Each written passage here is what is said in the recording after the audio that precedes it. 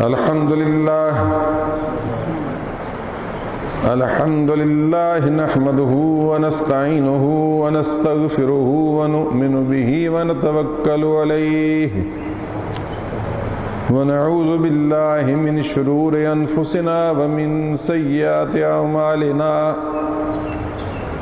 من يهده الله فلا مضل له ومن يضلله فلا هادي له ونشهد أن لا إله إلا الله وحده لا شريك له ونشهد أن سيدنا ومولانا محمدا عبده ورسوله بالحق والهدى أرسله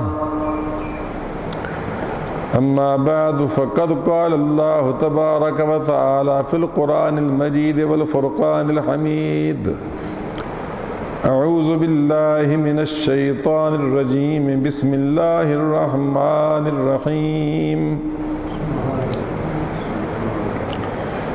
إذ يقول لصاحبه لا تحزن إن الله معنا آمنت بالله صدق الله مولانا العظيم وبلغنا رسوله النبي الكريم الأمين ونحن على ذلك لمن الشاهدين والشاكرين والحمد لله رب العالمين إن الله وملائكته يصلون على النبي يا أيها الذين آمنوا صلوا عليه وسلموا تسليما الصلاة والسلام عليك وعلى آلك وأصحابك يا سيدي يا رسول الله الصلاة والسلام عليك وعلى آلك وأصحابك يا سيدي يا حبيب الله الصلاة والسلام عليك وعلى آلك وأصحابك يا رحمة للعالمين. حاضرین کرام، برادران اسلام، آج 1 اپریل ہے سن 2016، مگر عربی مہینے کا جو سن ہے وہ ہے 1437 اور ماہ جمادۃ ثانی اور اس کی 22 تاریخ. یہ عجیب اتفاق ہے کہ آج ایک طرف تو اہل اسلام سیدنا صدیق اکبر رضی اللہ تعالیٰ عنہ کا دن منا رہے ہیں اور شان صدیق اکبر پر ہر جگہ تقریریں ہو رہی ہیں.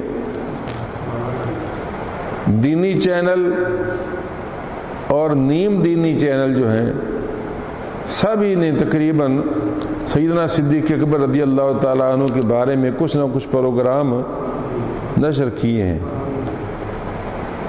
ہو سکتا ہے جو محض دنیاوی چینل ہیں اور جن کے ہاں صرف فیشن پرستی اور خبر بازی ہے، سٹنٹ بازی ہے، انہوں نے پروگرام نہ کیا ہو، لیکن اکثر و بیشتر مساجد میں بھی، ریڈیو پر بھی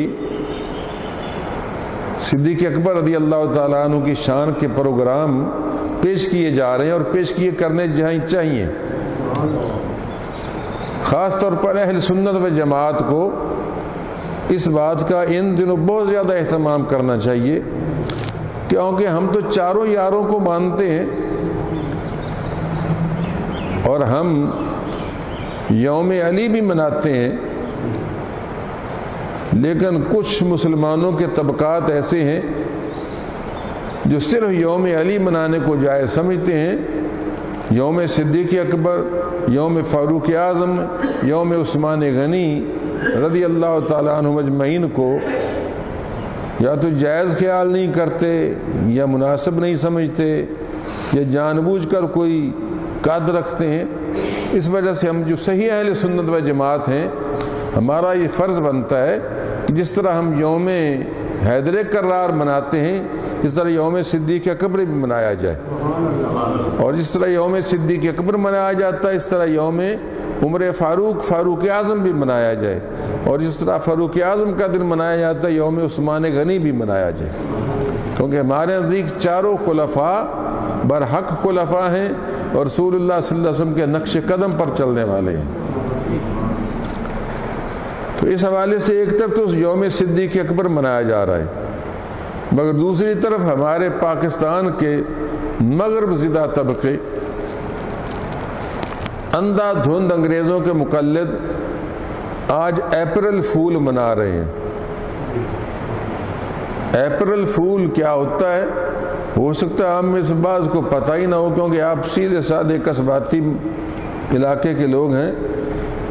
یعنی انگریزوں کے ہاں یہ ایک تہوار ہے، 1 اپریل کو منایا جاتا ہے، اور اس کا مطلب یہ ہوتا ہے کہ 1 اپریل کو آپ جو چاہیں جھوٹ بول لیں،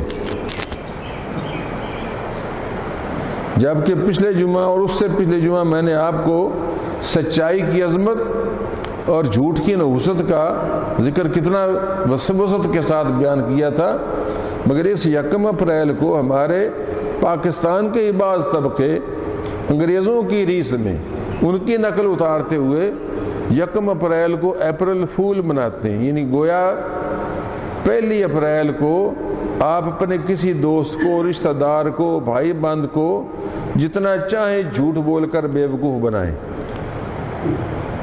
چنانچہ کوئی کسی کو ٹیلی فون کرتا ہے کہ تیرا باپ فوت ہو گیا، کوئی کسی کو ٹیلی فون کرتا ہے کہ تیرا بھائی ایکسیڈنٹ میں مارا گیا، کوئی کہتا ہے فلاں چیز یوں ہو گئی، یعنی ایک دوسرے کو ٹیز کرنے کے لیے، پریشان کرنے کے لیے اور بیوقوف بنانے کے لیے ہنسی مزاح کیا جاتا ہے، اور اس کو وہ اپنے لیے عزت کا سامان سمجھتے ہیں۔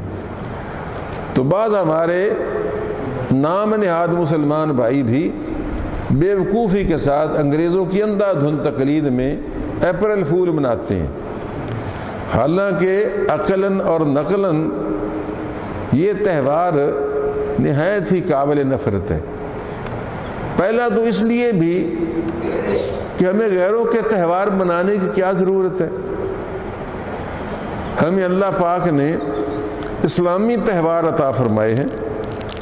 عید الفطر اسلامی تہوار ہے، عید قربانی اسلامی تہوار ہے، عید میلاد النبی اسلامی تہوار ہے، جمعہ اسلامی تہوار ہے۔ جمعے کے دن بھی ہم لوگ مل جل کر جاتے ہیں، اچھے کپڑے پہنتے ہیں، نہا دھو کر صاف ستھرے ہو کر اللہ کی عبادت کرتے ہیں، اللہ کے دین کی تعلیم حاصل کرتے ہیں، اور اس کے علاوہ محافل نعت، محافل قرات اور اچھے اچھے طریقے ہیں جن سے ہم اپنے مسلمان ہونے کا ثبوت فراہم کرتے ہیں، اور دل کی خوشی بھی حاصل کرتے ہیں اور ثواب بھی حاصل کرتے ہیں۔ تو ان اپنے اسلامی تہواروں کو چھوڑ کر غیر مسلموں کے تہوار منانا کسی مسلمان کے لیے کسی بھی صورت شایع نشان نہیں، کیونکہ ان تہواروں میں بعض تو ان کی مذہبی تہوار ہیں، اور کسی کافر کے مذہبی تہوار کو تو منانا ویسے ہی کفر کے قریب پہنچا دیتا ہے۔ جس طرح ہولی، دیوالی، یہ ان کے مذہبی تہوار ہیں، تو اگر وہ مذہبی تہوار منایا جائے گا تو پھر تو اسلام ہی خطرے میں پڑ جائے گا۔ لیکن اگر مذہبی نہ بھی ہو اور ثقافتی ہو، رواجی ہو، جس طرح یہ اپریل فول ہے، تو بھی اس کے منانے کی چندہ ضرورت نہیں، کیونکہ اس سے انگریز کی ثقافت کو، انگریز کے تمدن کو، انگریز کی تہذیب کو فروغ ملتا ہے، اور اسلامی تہذیب تمدن اس طریقے سے دب جائیں گے۔ تو ہمیں اسلام کو بالادست کرنا ہے، نہ کہ کرسچینٹی کو یا یہودیت کو یا ہندو مت کو ہم نے ابھارنا ہے۔ اس وجہ سے بسنت منانا، ہولی دیوالی منانا، یا کرسمس منانا، یا ایسٹر کے تہوار میں منانا، یا اس طرح کے بیوقوفی کے اپریل فول منانا، یہ سارے کے سارے عقلاً نقلاً نامناسب غیر موزوں اور مومنین کے شایان شان نہیں ہے۔ پھر دوسری بات یہ ہے کہ اپریل فول بنانے کے لیے، اپریل کا بے وقوف بنانے کے لیے جھوٹ بولنا پڑتا ہے، اور جھوٹ کی مذمت آپ مجھ سے اچھی طرح سن چکے ہیں۔ 2 جمعے میں نے اس موضوع پر صرف کیے کہ جھوٹ اتنی ہی بری کبیرہ گناہوں میں سے بہت اکبر الکبائر ہے کہ جھوٹے پر اللہ نے لعنت فرمائی ہے، اور سب برائیوں کی جڑ ہے جھوٹ۔ ایک بندہ یہ طے کر لے کہ میں نے جھوٹ نہیں بولنا، جائیں، میں آپ کو گارنٹی دیتا ہوں کہ انشاءاللہ تبارک و تعالی آہستہ آہستہ سارے گناہ اس سے چھوٹ جائیں گے۔ کیوں کہ چوری کے لیے جھوٹ بولنا پڑتا ہے، بدکاری کے لیے جھوٹ بولنا پڑتا ہے کہ نہیں بھائی، بیوی کے سامنے، باپ کے سامنے، بھائیوں کے سامنے، معاشرے کے سامنے۔ 2 نمبر مال بیچنے کے لیے جھوٹ بولنا پڑتا ہے، یعنی جو بھی برائی ہوگی اس میں کہیں نہ کہیں سے جھوٹ کا حصہ ضرور شامل ہو جائے گا۔ تو جو شخص یہ طے کر لے کہ میں نے جھوٹ نہیں بولنا، انشاءاللہ العزیز اس سے سارے گناہ چھوٹ جائیں گے۔ تو ہم ایسا تہوار کیوں منائیں جس تہوار میں جھوٹ بولنے کی کھلی چھٹی دے دی گئی ہو؟ تو ایک تو یہ برائی، پھر دوسری یہ برائی کہ کسی مسلمان کو تکلیف پہنچانا، جبکہ رسول اللہ نے فرمایا المسلم من سلم المسلمون من لسانہ و یدہ، کہ صحیح مسلمان وہ ہے جس کی زبان سے اور جس کے ہاتھ سے دوسرے مسلمان محفوظ رہیں۔ تو جب ہم ایک بری خبر جھوٹی دیں گے اچانک، تو یقیناً اس مسلمان کو پریشانی لاحق ہو جائے گی، تکلیف ہو جائے گی۔ مثلا بیٹھے بیٹھے اچانک آپ کا بھائی، ان کو تو پتہ ہوتا ہے نا، دوستوں کو کرتے ہیں نا اس طرح کی باتیں، ان کو پتہ ہوتا ہے کہ آج مثلا فلاں شخص جو ہے فلاں بینک میں گیا ہوا ہے، فلاں کام پر گیا ہوا ہے، فلاں تاریخ پر گیا ہوا ہے، تو اگر پتہ ہو تاریخ پر گیا ہے تو اس کو خبر دیں کہ بھائی بڑا افسوس ہے، تیرے بیٹے کو 6 سال قید ہو گئی، یہ 4 سال قید ہو گئی، تو ظاہر ہے اس بیچارے کا تو دل دھک سے رہ جائے گا، وہ پریشان ہو جائے گا۔ یا کسی کا عزیز باہر گیا ہوا ہے تو اس کو کہے بھائی بڑا افسوس ہے یار، پریشانی بڑی ہو گئی ہے، سنا ہے کہ فلانے کا ایکسیڈنٹ ہو گیا ہے، تو ظاہر ہے کہ اس بیچارے کو آپ نے بلا وجہ ایک تکلیف اور اذیت میں مبتلا کیا، اور اس طرح اپنے غیر اسلامی ہونے کا ثبوت دیا۔ پھر بعض اوقات جھوٹی خبر سے ایسے ہولناک نتائج بھی برآمد ہو سکتے ہیں اور ہوتے ہیں جو موت تک پہنچا دیتے ہیں۔ مثلا ایک کسی شخص کو جس کا ایک ہی اکلوتا بیٹا ہو، کہیں باہر کے ملک گیا ہوا ہو، آپ کے جھوٹا ٹیلی فون کر دیں کہ تیرا بیٹا جو ہے اس کا ایکسیڈنٹ ہو گیا ریاض میں، سعودی عرب میں، اور اس کی ڈیتھ ہو گئی ہے، تو وہ بیچارہ ہو سکتا ہے خدا نہ خاصا اس کو ہارٹ اٹیک ہو جائے اور وہ جان سے ساتھ دھو بیٹھے۔ اور ایسے واقعات میرے علم میں ہیں، بعض اوقات اخبارات میں آ جاتے ہیں۔ تو میرے دوستو، میں نے یہ بات ضمناً عرض کر دی ہے کہ خدا نہ خواستہ اگر آپ میں سے کوئی یا آپ کے علم میں ہو کہ کوئی اس طرح کی حرکت کرتا ہے، تو ایک مسلمان ہونے کے ناطے اس کو سمجھائیں کہ اس غیر اسلامی تہوار کو بالکل نہ منائیں اور جھوٹ کو فروغ نہ دیں۔ یہ اکبر الکبائر ہے اور اللہ تعالیٰ کی لعنت پڑتی ہے جھوٹوں پر، اور مسلمانوں پر رحم کریں، کسی مسلمان کو پریشان کر کے خوشی محسوس نہ کریں، بلکہ اللہ کا خوف کریں اور مسلمانوں کے حقوق کا پاس رکھیں۔ بہرحال تو یہ ایک ضمنی تاکید تھی جو میں نے آپ تک پہنچا دی۔ اللہ تعالیٰ آپ کو عمل کی توفیق عطا فرمائے گا۔ اب آپ جتنے بیٹھے ان کو ہی میں سنا سکتا ہوں، جو بیٹھے نہیں ان کو میں کیا سناؤں گا۔ آپ کا فرض بنتا ہے کہ آپ جو اچھی بات سنیں وہ آگے پہنچائیں۔ سرکار دو عالم صلی اللہ علیہ وسلم فرماتے ہیں بلغوا انی ولو کان آیہ، میری طرف سے آگے پہنچا دیا کرو اگرچہ ایک ہی علم کی بات ہو۔ کیوں؟ فرمایا کہ بہت سارے سننے والے بتانے والے سے زیادہ اوعا، عربی کے الفاظ ہیں، وہ احفظ، اس سے زیادہ اس کی حفاظت کرنے والے، اس پر عمل کرنے والے ہوتے ہیں۔ کیونکہ مثلا میں آپ کو ایک نصیحت کرتا ہوں، آپ آگے پہنچا دیں، تو ہو سکتا ہے کہ جو آپ جس کو پہنچا رہے ہیں وہ آپ سے زیادہ دل اس کا اچھا ہو اور وہ آپ سے زیادہ اس کا اثر لے اور اس پر عمل کرے، اور آپ جو پہنچانے والے ہیں آپ اس کی بنسبت کم عمل والے ہوں اور آپ سے عمل نہ ہو سکے، تو کتنا فائدہ ہو گیا کہ اگر آپ سے عمل نہیں ہوا تو آگے نے عمل کر لیا تو اس وقت ثواب آپ کو پہنچ جائے گا۔ تو ان حالات میں ایسی اچھی اچھی باتیں لوگوں تک، مسلمانوں تک پہنچاتے رہنا چاہیے۔ بہرحال الحمدللہ ہم ان میں سے نہیں جو آج کے دن اپریل فول منائیں، ہم یوم صدیق اکبر رضی اللہ تعالیٰ عنہ منا رہے ہیں، اور یوم صدیق اکبر رضی اللہ تعالیٰ عنہ میں مختصراً آپ کو کوشش کروں گا کہ آپ کے چیدہ چیدہ فضائل عرض کروں جو اہل سنت و جماعت کی نگاہ میں مسلمہ ہیں، اور اہل سنت میں علی مرتضیٰ بھی شامل ہیں، امام حسین بھی شامل ہیں، امام زین العابدین بھی شامل ہیں، بلکہ سارے ائمہ اہل بیت اہل سنت و جماعت تھے، یہ یاد رکھنا، اور سارے کے سارے سیدنا صدیق اکبر رضی اللہ تعالیٰ عنہ کی عظمت کو تسلیم کرتے تھے۔ چنانچہ ایک مرتبہ حضرت علی مرتضیٰ رضی اللہ تعالیٰ عنہ سے سوال کیا گیا کہ آپ کا ابو بکر صدیق کے بارے میں کیا خیال ہے، تو آپ نے فرمایا کہ امت میں سب سے افضل ابو بکر صدیق ہیں، اور ان کا اکیلے کا ایمان جو ہے ساری امت کے ایمان پر بھاری ہے۔ اس نے پوچھا کہ اس کے بعد کون، اور وہ پوچھنے والے آپ کے بیٹے تھے محمد بن حنفیہ، جی ان کے بعد کون؟ آپ نے فرمایا عمر فاروق رضی اللہ تعالیٰ عنہ۔ تو وہ محمد بن علی کہتے ہیں کہ میں نے سوچا کہ جب انہوں نے ابا جی نے پہلے ابو بکر صدیق کا نام لیا پھر عمر فاروق کا نام لیا، اب میں نے کہا اگر میں نے تیسری مرتبہ پوچھا ہے ان کے بعد کون، تو یہ شاید عثمان غنی رضی اللہ تعالیٰ ان کا ہی نام ہی لینے، تو میں کیوں نہ پہلے ہی کہہ دوں کہ پھر عمر فاروق کے بعد پھر آپ کا ہی نمبر آتا ہوگا،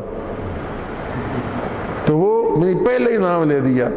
تو آپ نے فرمایا نہیں، میں تو ایک عام مسلمان ہوں، میں تو ایک عام سا مسلمان ہوں، ان کے بعد میرا نمبر نہیں، میں تو ایک عام سا مسلمان ہوں۔ ٹھیک ہے آپ نے یہ تواضعاً فرمایا، لیکن شاید آپ سمجھتے تھے کہ یہ شاید کہنا چاہتے ہیں کہ اس کے بعد میں اپنا نام لوں، نہیں بلکہ مجھ سے پہلے حضرت عثمان غنی رضی اللہ تعالیٰ عنہ کا نمبر آتا ہے، کیونکہ اہل سنت و جماعت کے نزدیک خلفائے اربعہ کی فضیلت اسی طرح ہے جس طرح اللہ تبارک و تعالیٰ نے اپنے صحابہ کے ذریعے ان کا نام تجویز کروایا، یعنی باقی سارے صحابہ کرام میں یوں کہہ لیجیے کہ اگر 1,24,000 انبیاء صحابہ کرام انبیاء کی تعداد کے مطابق، تو ان میں 313 افضل ہیں جنہوں نے جنگ بدر میں حصہ لیا، اور جنگ بدر کے 313 میں پھر آگے وہ افضل ہیں جو 10 صحابہ جن کو رسول اللہ صلی اللہ علیہ وسلم دنیا میں جنت کی بشارت دے دی، اور ان 10 میں پھر وہ افضل ہیں جن کو 4 یاروں کو خلفاء صحابہ کرام نے یکے بعد دیگرے مقرر فرمایا، اور پھر 4 میں ابو بکر صدیق رضی اللہ تعالیٰ عنہ سب سے افضل ہیں۔ یعنی اہل سنت جماعت کا 1400 سال کا یہ متفق علیہ عقیدہ ہے جس پر ائمہ اہل بیت بھی صاد کرتے ہیں۔ حضرت ابو بکر صدیق رضی اللہ تعالیٰ عنہ کا اصل نام عبداللہ، باپ کا نام عثمان، ماں کا نام سلمہ ام الخیر، اور لقب آپ کا عتیق اور صدیق اور کنیت ابو بکر تھی۔ آپ کی فضیلت کے بارے میں آپ کو میں مختصر اس سے بڑھ کر کیا کہوں کہ 14 قرآن کی آیتیں ایسی ہیں جو ابو بکر صدیق رضی اللہ تعالیٰ عنہ کے حق میں براہ راست اتری ہیں۔ نعرہ تکبیر، اللہ اکبر، نعرہ رسالت، یا رسول اللہ۔ یعنی 14 آیات وہ ہیں جو سیدنا صدیق اکبر رضی اللہ تعالیٰ عنہ کے بارے میں براہ راست اتری ہیں، اور 181 احادیث مبارکہ وہ ہیں جن میں رسول اللہ صلی اللہ علیہ وسلم نے ابو بکر صدیق کی اکیلے کا نام لے کر تعریف کی اور ان کی فضیلت بیان کی ہے۔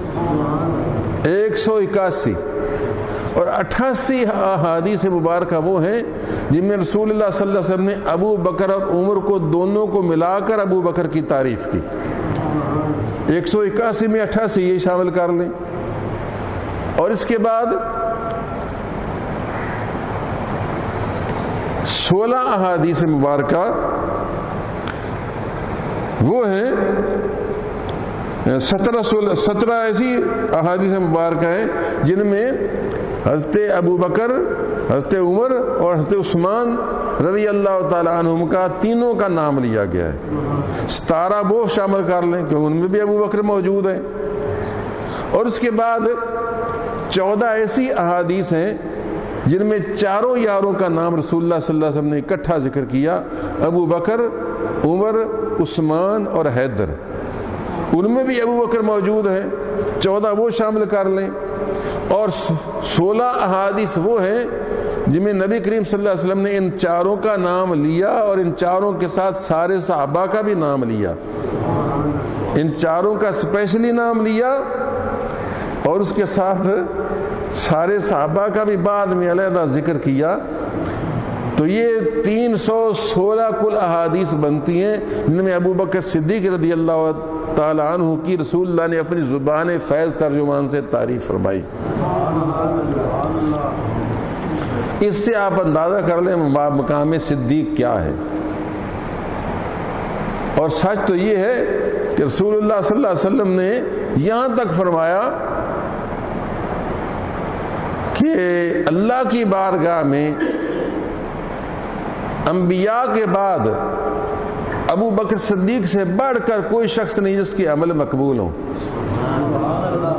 باقی سب کے اعمال ابو بکر سے کم تر ہو کر مقبول ہوتے ہیں۔ انبیاء کے بعد سب سے مقبول ترین عملوں کے لحاظ سے اللہ کی بارگاہ میں ابو بکر صدیق ہے۔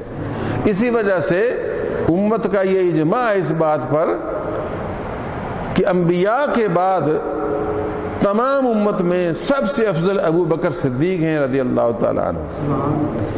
اور یہ آپ کا نام جو صدیق ہے اس لیے آپ کو صدیق اکبر بھی کہا جاتا ہے۔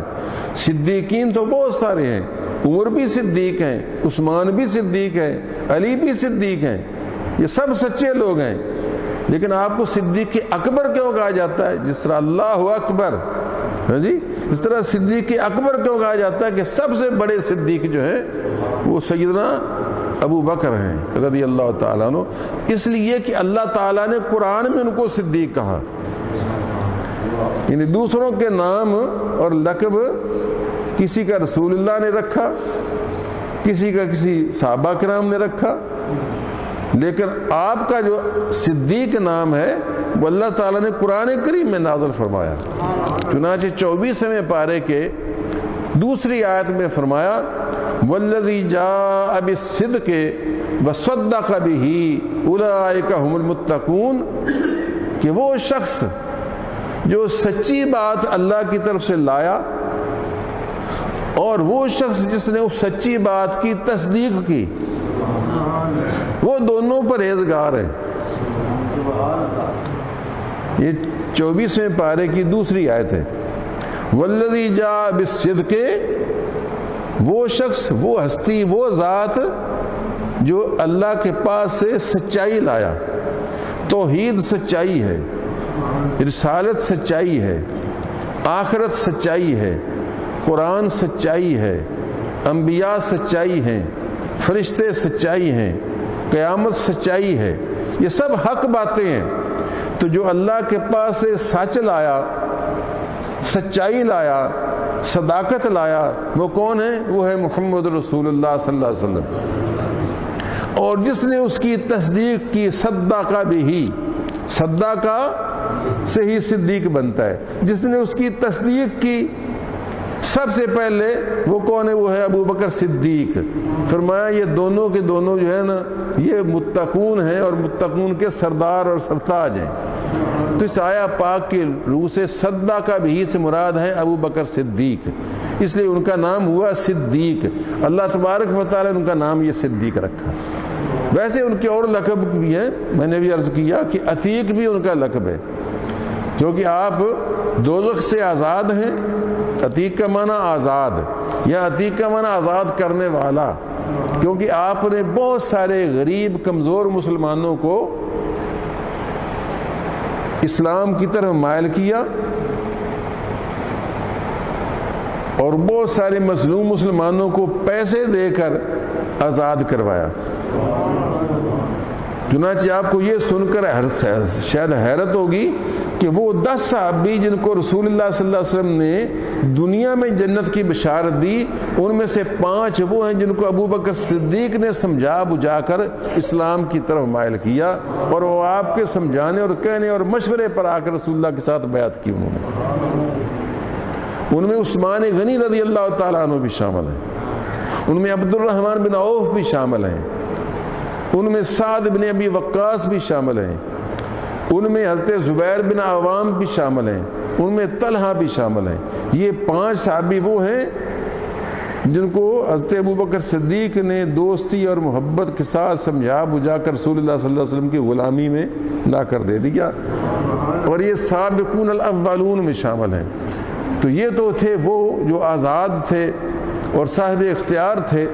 ان کے علاوہ ایسے مسلمان جو کمزور تھے، غلام تھے، جن پر طرح طرح کے ظلم ڈھائے جاتے تھے اور جن کو پریشان کیا جاتا تھا، ان میں سے بہت سارے بھی، مثلا حضرت بلال ابن رباح، حضور کے مؤذن عاشق رسول بلال، ان کو ان کا مالک امیہ بن خلف طرح طرح کی تکلیفیں اور اذیتیں دیتا تھا.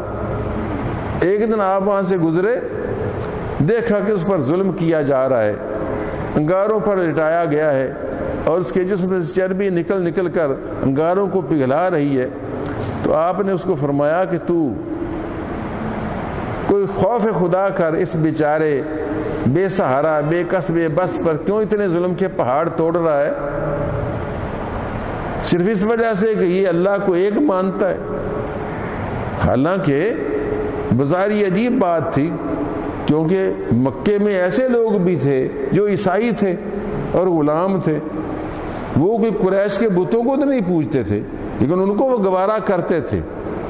مدینے میں یہودی بھی تھے، وہ بت تو نہیں پوجتے تھے، ٹھیک ہے ان کے عقیدوں میں کچھ خرابیاں تھیں، لیکن مشرکین ان کے ساتھ گزارا کر ہی رہے تھے نا. ارے یہودیوں کے ساتھ تم گزارا کر سکتے ہو، عیسائیوں کے ساتھ گزارا کر سکتے ہو، تو اللہ کو ایک ماننے والے مسلمانوں کے ساتھ گزارا کیوں نہیں کر سکتے؟ دیکھو نا کتنا ظلم کی بات ہے. مگر کوئی آپ اس پر حیرت نہ کریں، ہمیشہ یہ دنیا والے بروں کے ساتھ تو گزارا کر لیتے ہیں، اس کی برائی کو گوارا بھی کر لیتے ہیں، لیکن جو خالص کھرا بندہ ہوگا آپ دیکھیں گے اس کے اپنے بھی دشمن ہو جائیں گے، پرائے بھی دشمن ہو جائیں گے. یہ بھی بڑا امتحان ہے، اور اس امتحان میں گزرنا ہی اللہ تعالیٰ کے نزدیک بندے کو مقام عطا فرماتا ہے. تو آپ نے جب اس طرح ظلم و ستم کے پہاڑ ٹوٹتے اس پر دیکھے اور اس کو روکا، تو وہ کہنے لگا تمہیں بڑا پیارا لگتا ہے تو خرید لو، تمہیں بڑا پیارا لگتا ہے تو خرید لو. آپ نے کہا ٹھیک ہے میں خریدتا ہوں. کیا لوگے؟ اس نے کہا اس کے بدلے میں اپنا فلانا رومی غلام جو ہے وہ اس کے بدلے میں مجھے دے دو. اب رومی غلام گورے چٹے نہایت خوبصورت ہوتے تھے، اور چونکہ وہ روما کی سلطنت کے علاقے کے تھے اس وجہ بڑے ہنر مند ہوتے تھے، یعنی مختلف ہنر جانتے تھے. کوئی تلواریں بنانا جانتا، کوئی نیزے تیار کرنا جانتا، کوئی تیر بنانا جانتا، کوئی تلواروں کو تیز کرنا دھار کر لگانا جانتا. یعنی مختلف پیشے پروفیشنل ہوتے تھے اور بڑی کمائی کرتے تھے، اور کمائی کر کر کے اپنے مالکوں کو دیتے تھے. تو ایک رومی غلام تھا حضرت ابو بکر صدیق کا، تو کہنے لگا وہ مجھے دے دو. آپ نے سودا کر لیا، کیونکہ وہ کافر تھا، وہ مسلمان نہیں تھا. تو آپ نے وہ کافر مگر گورا چٹا خوبصورت قداور صاحب ہنر صاحب دانش، وہ آپ نے اس کو دے دیا. اور یہ بیچارہ حبشی غلام کالا کلوٹا سیدھا سادہ صرف پانی ڈھونے والا، صرف پتھر ڈھونے والا، جس کے پاس کوئی ہنر نہیں تھا، کوئی اور لمبا چوڑا کوئی پروفیشنل نہیں تھا، یہ آپ نے لے لیا. جب آپ اس کو لے کر رسول اللہ کی بارگاہ میں حاضر ہوئے اور اس کیا یا رسول اللہ ہم دونوں آپ کے غلام ہیں، میں بھی آپ کا غلام ہوں اور اس کو بھی میں نے آپ کی خدمت میں پیش کیا، تو مکے میں جناب ڈھونڈیا پڑ گئی کہ یارو دیکھو ابو بکر صدیق جیسا سیانہ تاجر، سیانہ سوداگر کتنا گھاٹے کا سودا کر آیا ہے، اور یار اس نے فلانا رومی غلام دے کر نا وہ کالا کلوٹا وہ حبشی لے لیا، اور دیکھو یہ کیا ہو گیا۔ کوئی کہتا یار اس کی دماغ حاضر تھا، کیا ہو گیا؟ دنیا داروں کی سوچ دنیا داروں والی ہوتی ہے نا، حتیٰ کہ آپس میں انہوں نے مل جل کر یہ طے کیا کہ کوئی نہ کوئی راز ضرور ہے، کیا ہو سکتا ہے؟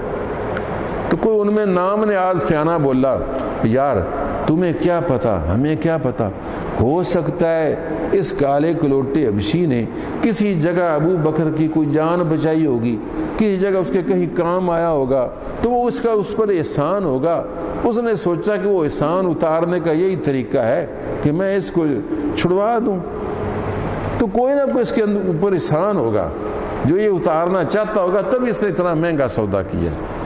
اللہ تبارک و تعالیٰ نے قرآن کریم میں آیتیں اتاری، فرمایا 30ویں پارے میں سورہ واللیل، فرمایا وَسَيُجَنَّبُهَا الْأَتْقَى، بے شک ان قریب دوزخ سے بچا لیا جائے گا اس شخص کو جو اتقا ہے، سب سے زیادہ پرہیزگار ہے۔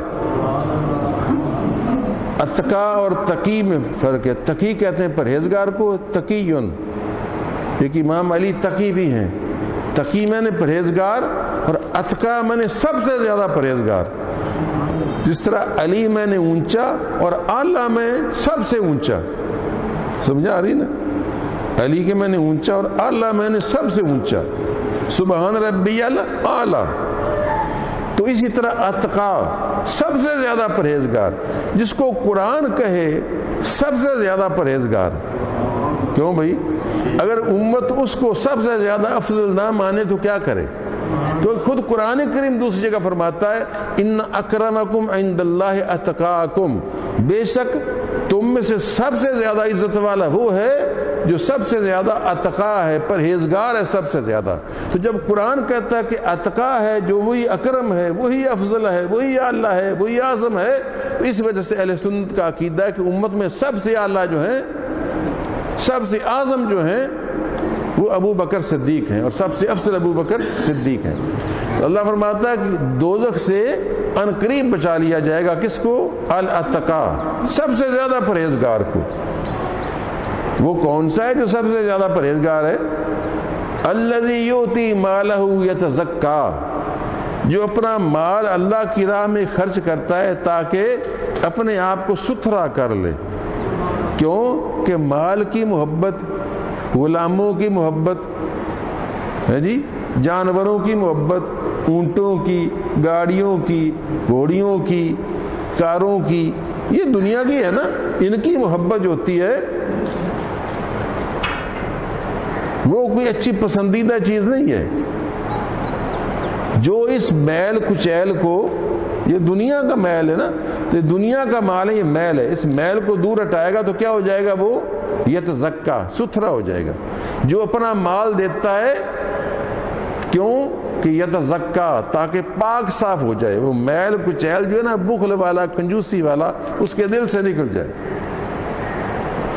آگے فرمایا وَمَا لِأَحَدٍ عِندَهُ مِن نِعْمَةٍ تُجْزَىٰ، اور یہ بالکل مت سمجھو کہ اس نے جو بلال کو چھڑوایا ہے تو اس وجہ سے چھڑایا ہے کہ اس کا اس پر کوئی احسان تھا۔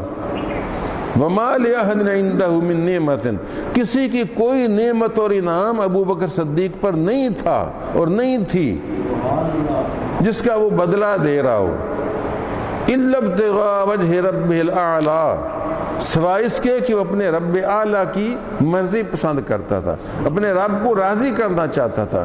اس نے صدیق اکبر نے جو کام کیا ہے اللہ کو راضی کرنے کے لیے کیا ہے۔ اب جب اس نے اللہ کو راضی کرنے کے لیے کیا ہے تو یاد رکھو وَلَسَوْفَ يَرْضَىٰ، ان قریب وہ راضی ہو جائے گا، اللہ اس کو راضی کر دے گا۔ آپ اندازہ فرمائیے صدیق اکبر کی شان کہ جو خدا اپنے محبوب محمد مصطفیٰ کو کہتا ہے وَلَسَوْفَ يُعْطِيكَ رَبُّكَ فَتَرْضَىٰ، تیرا رب تجھ کو اتنا عطا فرمائے گا کہ تو راضی ہو جائے گا۔ وہی پروردگار عالم اپنے محبوب کے یار غار کو کہہ رہا ہے وَلَسَوْفَ يَرْضَىٰ، کہ ہم اس کو بھی راضی کر کے چھوڑیں گے۔ تو گویا اللہ جس طرح رضائے مصطفیٰ چاہتا ہے اس طرح رضائے صدیق اکبر چاہتا ہے۔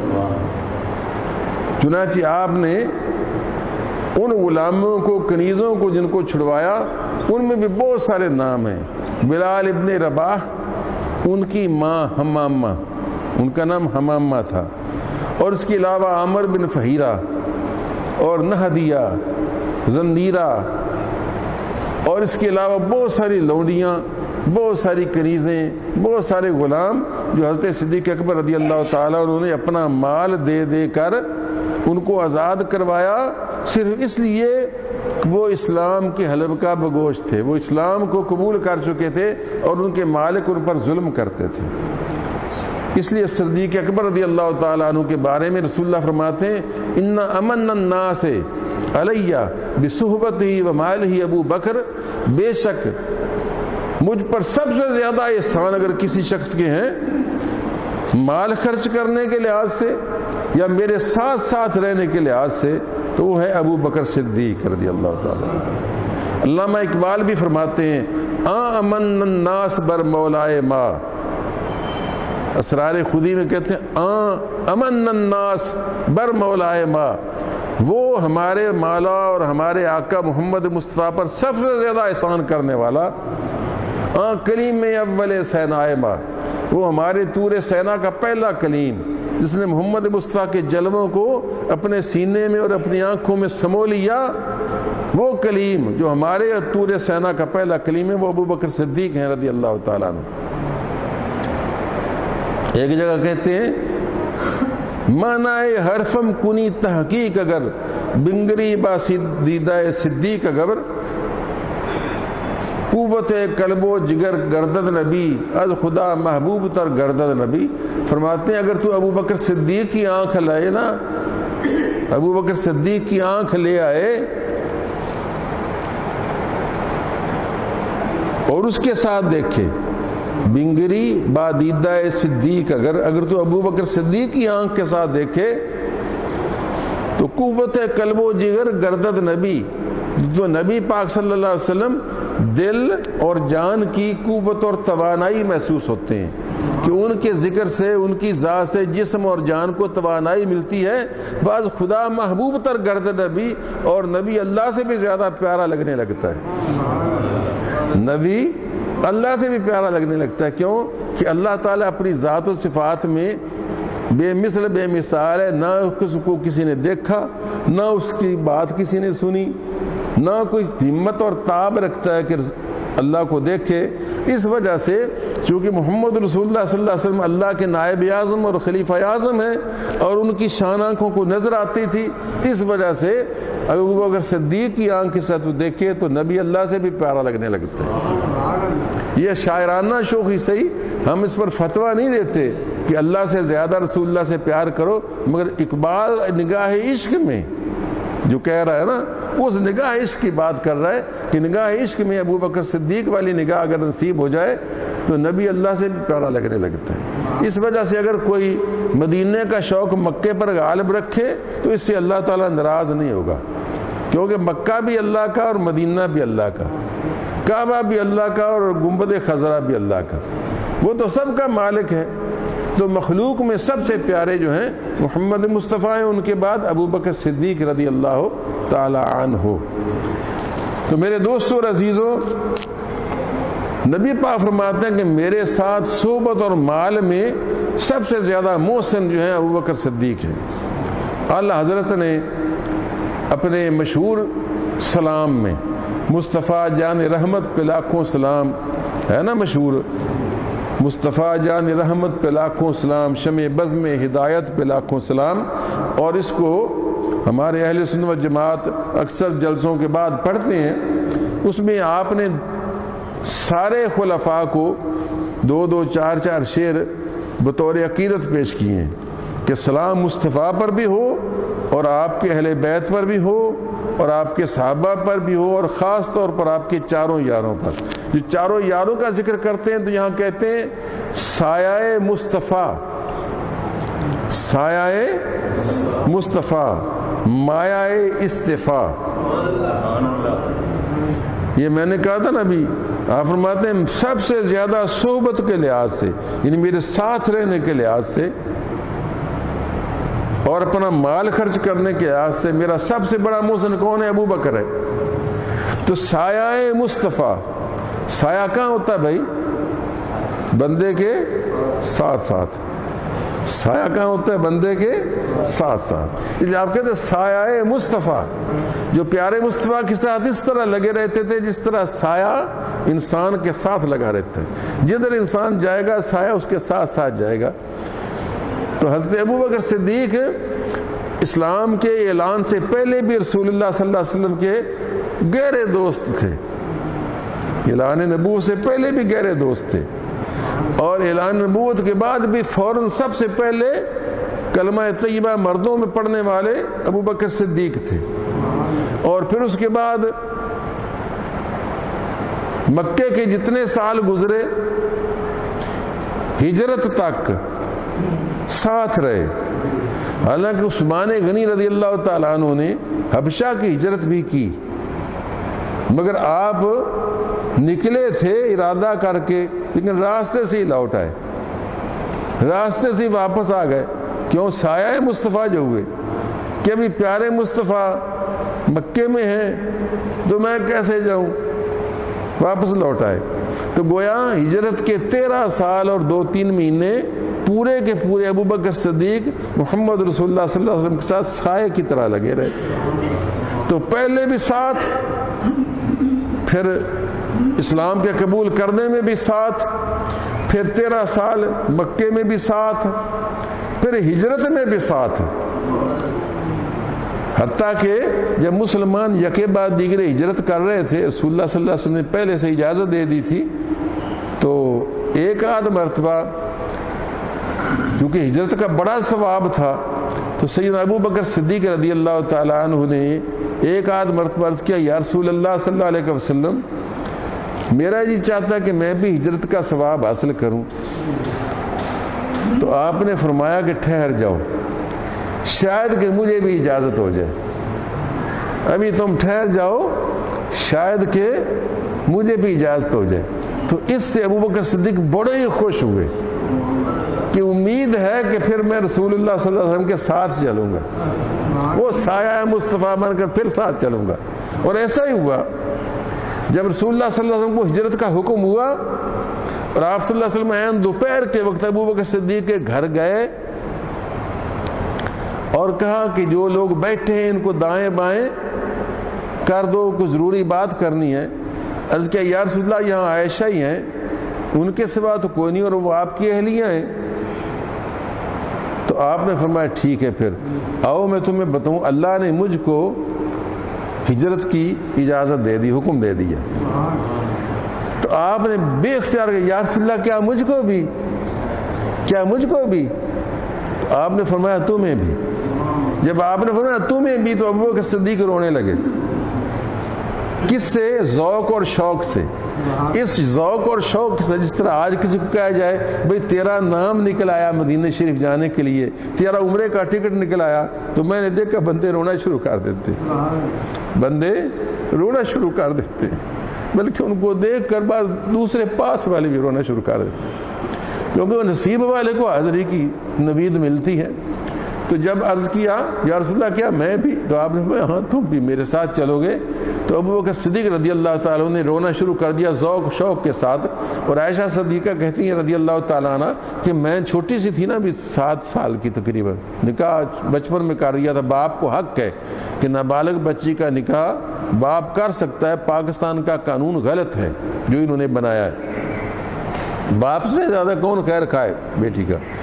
تو حضور صلی اللہ علیہ وسلم نے جب یہ خوشخبری دی تھی آپ رونے لگے تو عائشہ صدیقہ کہتی ہیں مجھے پہلی مرتبہ پتہ، 7 سال کی بچی چھوٹی سی ہوتی، مجھے پہلی مرتبہ یہ نظر آیا کہ بندہ خوشی کے ساتھ بھی رونے لگتا ہے۔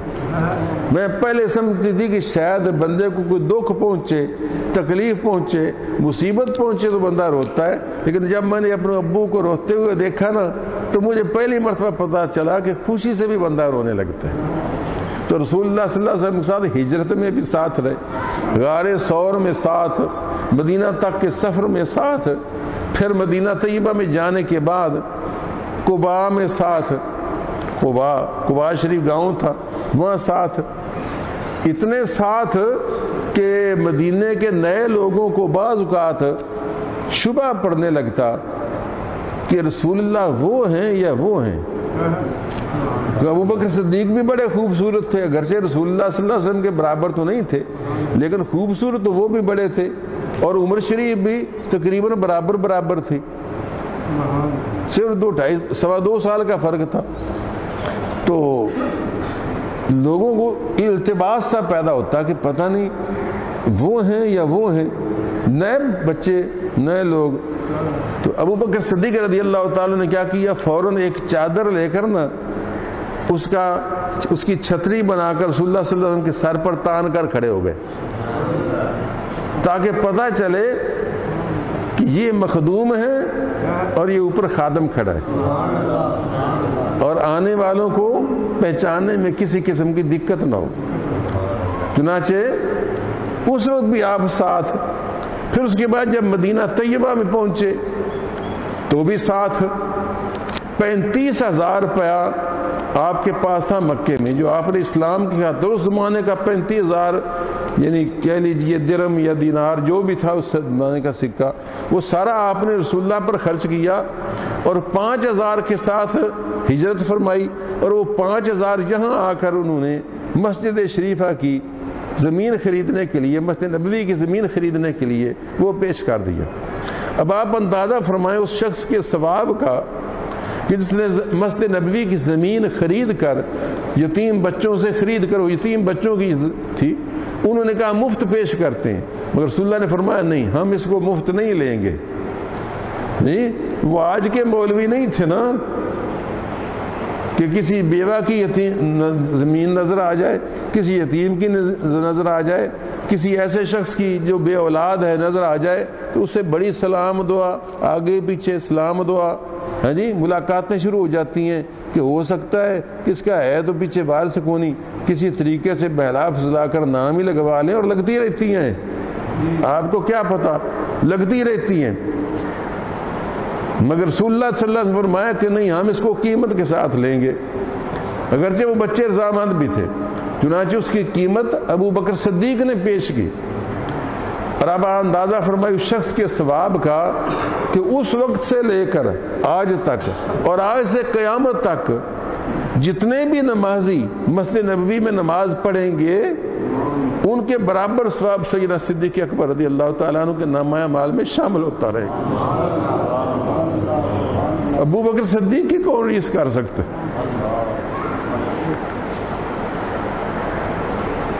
تو میرے دوستوں اور عزیزوں، سرکار فرماتے ہیں مجھ پر سب سے بڑا احسان جو ہے ابو بکر کا ہے، مال اور صحبت کے لحاظ سے، تو وہ یہاں بھی ساتھ، پھر بدر میں ساتھ، احد میں ساتھ، خندق میں ساتھ، سفر میں ساتھ، حضر میں ساتھ، بدر میں ساتھ، حتیٰ کہ قبر میں بھی ساتھ،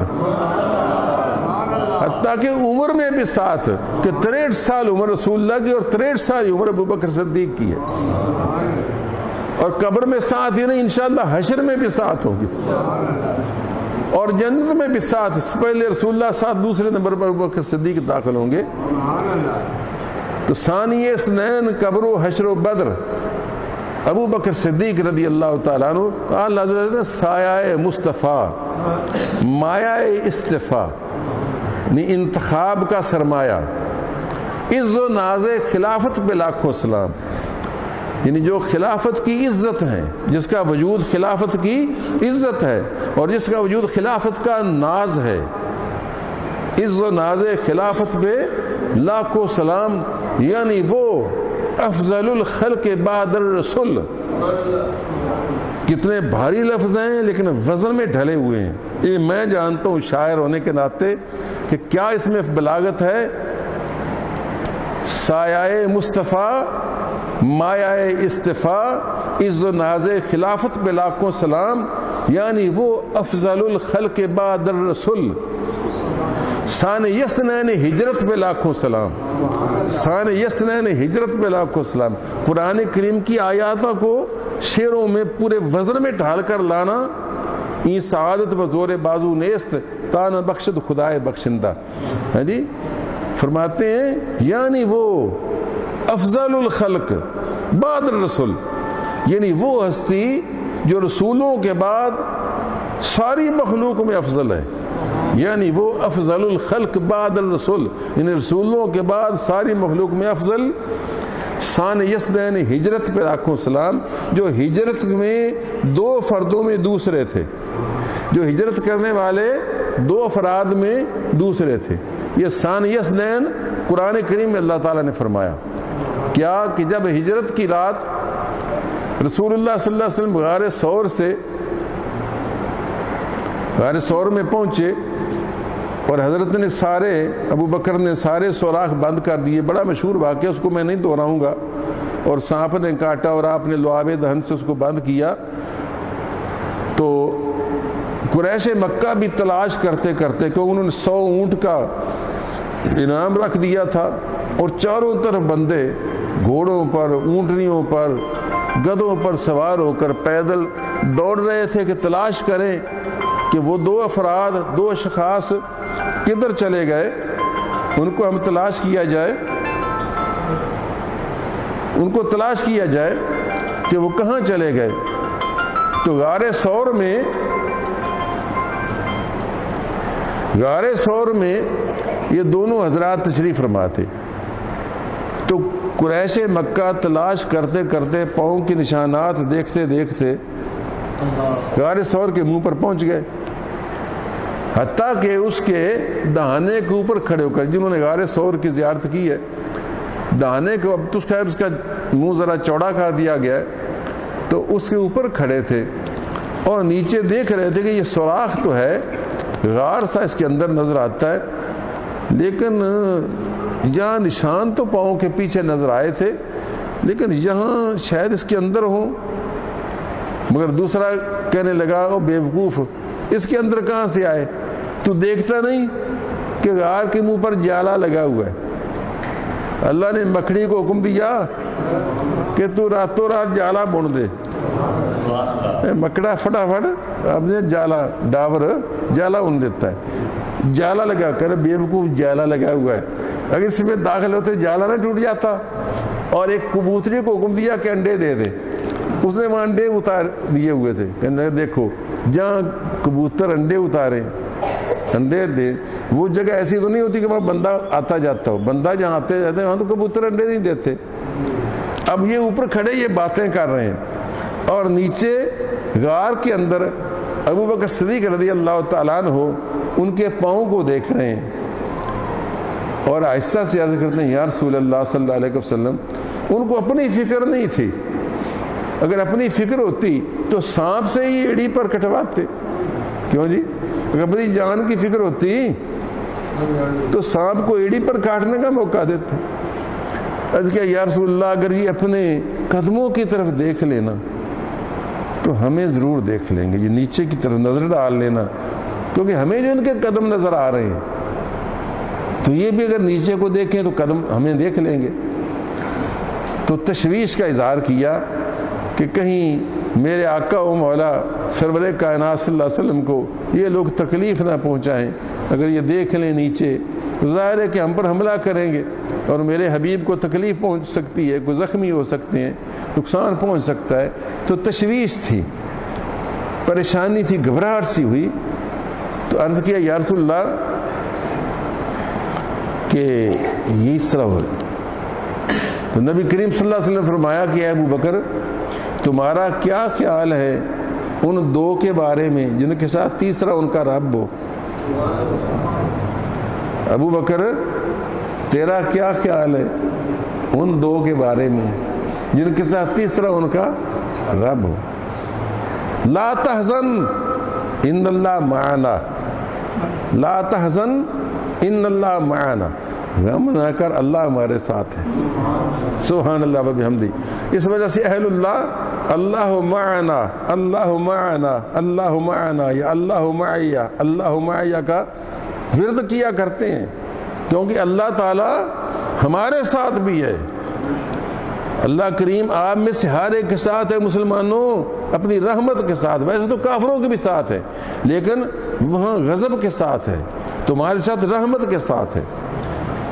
تو یہ یاد رکھا کرو اللہ تعالی ہمارے ساتھ ہے، ہم دور ہیں، اللہ قریب ہے، اور خود قرآن میں فرماتا ہے وَهُوَ مَعَكُمْ أَيْنَمَا كُنْتُمْ وَاللَّهُ بِمَا تَعْمَلُونَ خَبِيرٌ۔ اے ایمان والو، اللہ معکم، اللہ تمہارے ساتھ ہے، اینما کنتم، جہاں کہیں بھی تم ہو، تم بھی یہ یقین رکھا کرو کہ اللہ تمہارے ساتھ ہے۔ اور جس کو یہ یقین ہو جائے کہ اللہ ہمارے ساتھ ہے، وہ نہ جھوٹ بولتا ہے، نہ چوری کرتا ہے، نہ زنا کرتا ہے، نہ ڈاکہ ڈالتا ہے۔ تو جب وہ کوئی یقین رکھ لے کہ مجھے اللہ دیکھ رہا ہے، اللہ میرے ساتھ ہے، تو گناہ کیسے کر سکتا ہے؟ میرے بھائیوں، یہ جو ہم سے جو گناہ ہوتے ہیں یہ غفلت کی وجہ سے ہوتے ہیں۔ اس وجہ سے کوشش کیا کرو، اگر کہیں آپ کو محفل نصیب ہو، یہاں رات کو ذکر کی محفل ہوتی ہے اور اس میں یہ ذکر کے یہ ذکر بھی کیا جاتا ہے، کیوں جی؟ ٹھیک ہے نا؟ اللہ معیہ، اللہ معیہ، یہ اللہ حاضری، اللہ ناظری، اللہ ناصری، اللہ شاہدی، یہ ذکر کیے جاتے ہیں تاکہ بندے کو استحضار ہو جائے، یعنی یہ مضمون اس کے دل و دماغ میں بیٹھ جائے کہ اللہ میرے پاس موجود ہے، اللہ مجھ کو دیکھ رہا ہے، اللہ میرا مشاہدہ کر رہا ہے، اللہ میرا مددگار ہے، اللہ میرے ساتھ ہے۔ جب یہ دل و دماغ میں چیز بیٹھ جاتی ہے تو انشاءاللہ تبارک و تعالیٰ گناہ جو ہے وہ چھوٹنے لگتے ہیں، گناہ آہستہ آہستہ دور ہونے لگتے ہیں، کیونکہ غفلت جب گھٹتی ہے تو اللہ کا قرب نصیب ہوتا ہے، اللہ کی رحمت قریب ہوتی ہے۔ تو آپ نے فرمایا لا تحزن ان اللہ معنا، اے ابو بکر غم نہ کر، بے شک اللہ تعالی ہمارے ساتھ ہے، ہمارے ساتھ۔ معنا، معنا میں نے میرے ساتھ نہیں بلکہ معنا کا معنی ہمارے ساتھ ہے۔ سبحان اللہ۔ اس میں بھی عجب نکتہ ہے، موسیٰ علیہ السلام بنی اسرائیل کو لے کر فرعون کے ملک مصر سے نکلے، آگے سمندر تھا، پیچھے سے لشکر آ گیا، اور چونکہ بنی اسرائیل جا تو رہے تھے ساتھ، یہ سمجھے؟ جا تو ساتھ رہے تھے مگر دل ساتھ نہیں تھے، نہیں سمجھے؟ جا تو ساتھ رہے تھے مگر دل پورے ساتھ نہیں تھے، ڈھیل مل یقین تھے۔ تو موسیٰ علیہ السلام کو لگے لتاڑنے کہ یا موسیٰ انا لمدرکون، اے موسیٰ پھسا دیتا ہی، ادھر تو چنگی سی اوتھے، وہ جانے ٹکر دا جیندا پیا سی، مار کٹیج کے مار کھا پی کے، تو وہ جانے کوئی نہ کوئی جیندے تا پیسا، تو مروا دیتا لیا کے، آگے سمندر ہے، پیچھے فرعون کا لشکر ہے، مروا دیا تم نے، انا لمدرکون، ہم پکڑے گئے بس۔ قال کلا، موسیٰ علیہ السلام کے سورہ شعراء، قال کلا، آپ نے فرمایا ہرگز نہیں، انا لمدرکون نہیں، ہم پکڑے نہیں گئے، مارے نہیں گئے، انا معی ربی، بے شک میرے ساتھ میرا رب ہے۔ نہیں سمجھائی؟ ہمارے ساتھ نہیں کہا، انا معی ربی، میرے ساتھ میرا رب ہے، سیہدین، وہ مجھ کو سمندر میں راستہ دے گا۔ کیونکہ موسیٰ علیہ السلام کو پتا تھا کہ یہ ساتھ ساتھ جا تو رہے ہیں مگر دل ان کے ساتھ نہیں ہے، مگر محمد رسول اللہ کو پتا تھا کہ یہ سایہ مصطفیٰ جو ساتھ ساتھ جا رہا ہے، اس کا دل بھی میرے ساتھ ہے، دماغ بھی میرے ساتھ ہے، اس کا ایمان بھی میرے ساتھ ہے۔ اس نے فرمایا ان اللہ معنا، بے شک اللہ تعالی ہمارے دونوں کے ساتھ ہے۔ اللہ کہتا ہے فانزل اللہ سکینتہ علیہ، بس اللہ تعالی نے سکینہ کو اتارا اس پر، کس پر؟ بعض نام نہاد مفسر کہتے ہیں کہ اللہ تعالیٰ نے سکینہ یعنی تسکین، تسلی، تشفی اتاری اس پر، یعنی محمد رسول اللہ پر۔ کیوں بھئی یہ ٹھیک بات بن سکتی ہے؟ گھبرایا کون تھا؟ ابو بکر گھبرائے تھے۔ کیوں جی؟ ابو بکر گھبرائے تھے نا، اگرچہ رسول اللہ کے لیے گھبرائے تھے، گھبرائے تو رسول اللہ کی تکلیف کو دیکھ کر کہ ان کو تکلیف نہ پہنچے، لیکن گھبرائے تو رسول اللہ کو دیکھ کر ابو بکر تھے نا، رسول اللہ تو نہیں گھبرائے تھے۔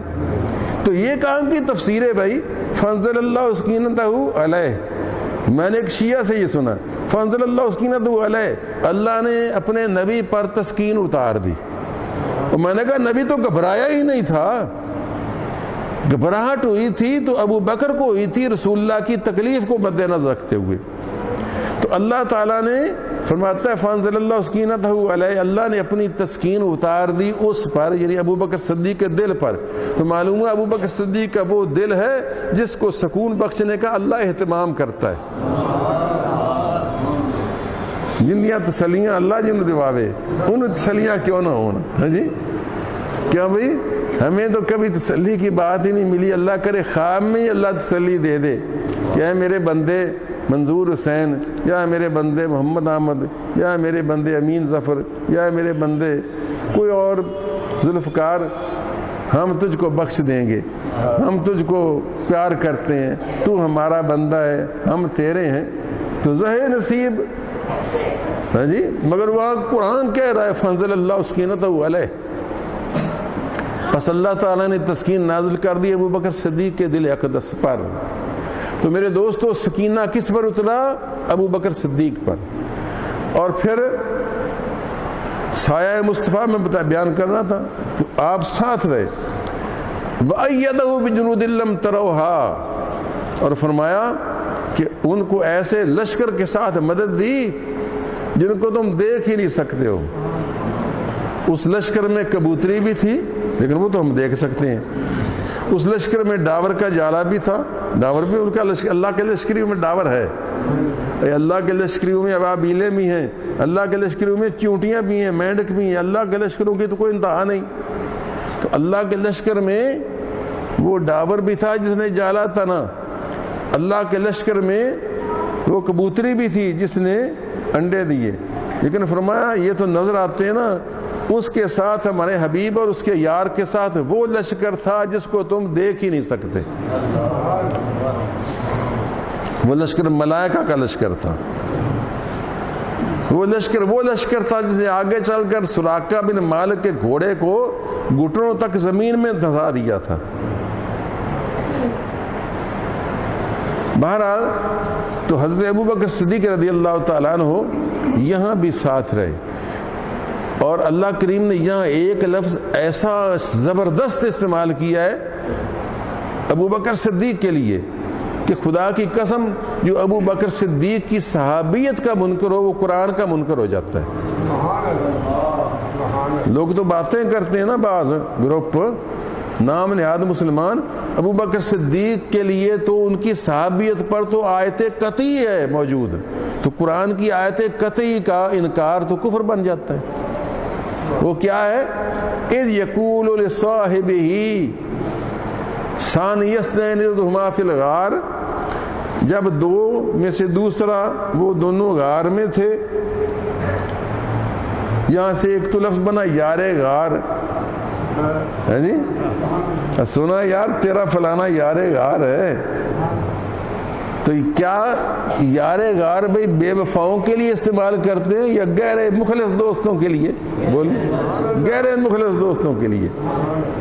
تو 1400 سال سے یار غار کا لفظ روزمرہ میں شامل ہو گیا اور معنی مخلص دوست کا ہو گیا اس کا۔ جادو وہ جو سر چڑھ کے بول لے، اذ ہما فی الغار اذ یقول لصاحبہ، جب میرا نبی اپنے صاحب کو کہہ رہا تھا، اپنے صاحب کو کہہ رہا تھا لا تحزن اللہ معنا، غم نہ کر اللہ ہمارے ساتھ ہے۔ صاحب کس سے بنا ہے؟ صحبت سے، اور صحابی کس سے بنا ہے؟ صحبت سے۔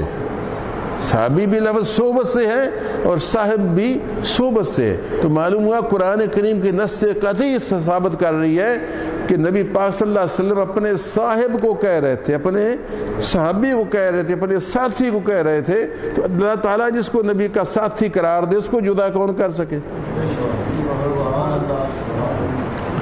تو سایہ مصطفیٰ مایا استفا عز و ناز خلافت پہ لاکھوں سلام، یعنی وہ افضل الخلق بعد الرسول سان یسنین ہجرت پہ لاکھوں سلام۔ یہ میں نے صرف چند باتیں عرض کی ہیں، ورنہ سچ یہ ہے کہ بہترین آپ کے بارے میں حدیث نبوی میں واقعات ملتے ہیں، جن میں سے کسی ایک کو بھی شروع کر دوں گا نا تو ظاہر ہے پھر 2.5 والا پروگرام میرا تشنا رہ جائے گا۔ اس لیے بھائی سچ یہ ہے کہ تم نے بڑی کر لی میری بدنامی کہ آپ سب زیادہ وقت لگاتے ہیں، لہذا وآخر دعوانا ان الحمدللہ رب العالمین۔